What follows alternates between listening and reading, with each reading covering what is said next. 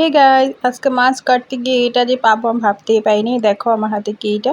তো সম্পূর্ণ ভিডিওটা দেখো কি হলো কি না। তো নিয়েছিলাম বাইরে থেকে ভাঙন মাছ। তো ভাঙন মাছ কাটতে বসলাম। তো মাছগুলো কাটতে, ছোট মাছ কাটতে তো অনেক সময় লাগে তোমরা জানোই।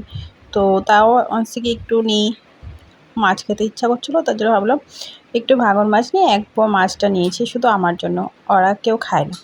তো আজকে যে আমার সাথে এটা হয়ে যাবে আমি কিন্তু ভাবতে পারিনি। তো যাই হোক, তো দেখো পুরো ভিডিওটা কী যে হয়ে গেল।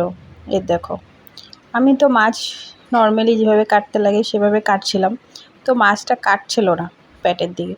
তারপর ভাবলাম ভিতরে কিছু একটা আছে।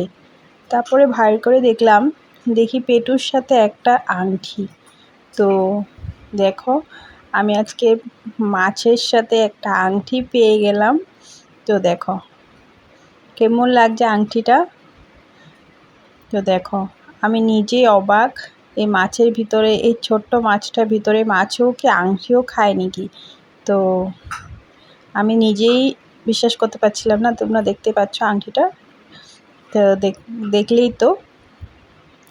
তো এটা কোনো হলো, সত্যি কি এমন হলো আমার সাথে, আমি তো বিশ্বাস করতে পারছি না।